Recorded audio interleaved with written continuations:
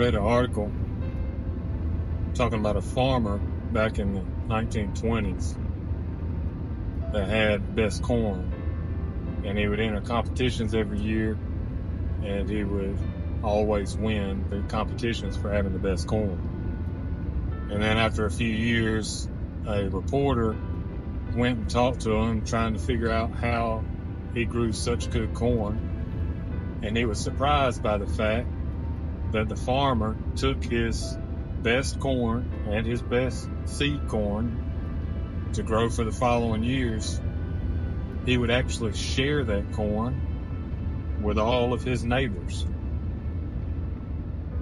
And the reporter was shocked and said, "How can you afford to share your best seed corn with your neighbors when they're entering into the same competition with you, trying to grow better corn than you and competing against you?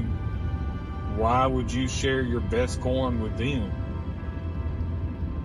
And he said, "Well, the way corn grows is it cross-pollinates in the wind, and that the corn from your neighbor's fields will cross-pollinate with your corn.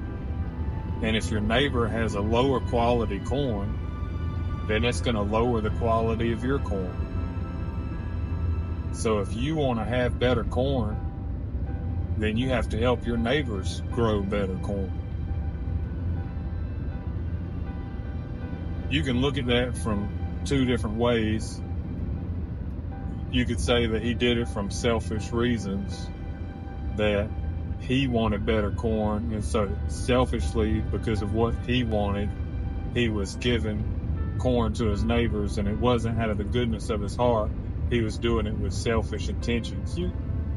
You could say that, but you push that too far, and you're going to find out that doesn't really work in hardly any area in life. See, the truth is, if you want to have a better life, meaning a better community, a better society, better relationships with you and the people in your lives, not have to worry about crime and all these things, then you need to pour into the lives of people around you.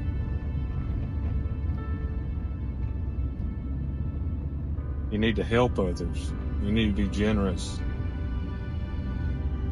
Because the more you're able to help those around you, the better everyone's life gets. And does that mean the better your life gets? Yeah, that's true. But if you have a better life than your neighbor, the generous thing is to want your neighbor to have a better life. And better doesn't mean more stuff. Better doesn't mean materialism. Better doesn't mean a more expensive car, more expensive house. What's important in life is not things. You can't take any of this stuff with you. What's important in life are people. The truth is, people you can take with you. This is not the only life there is. There's a life after this one. And none of the worldly possessions, none of the things on this world can go with you from this life, but people can. What matters is people. And so improving the quality of life for people usually means taking care of basic needs: shelter, food, clothing, comfort, healing. Taking care of basic needs, and then taking care of spiritual needs. Emotional. Being good to others.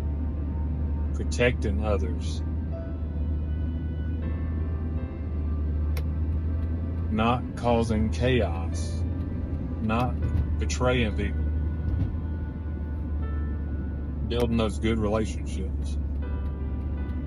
So you could say that every good thing you do for somebody else, if you wanted to come as a negative, from a negative perspective, You could say that every good thing you do for somebody else, you could argue that that's truly from a selfish perspective, because I'm only trying to help your life get better in order for my life to get better. But that's just not how the world works.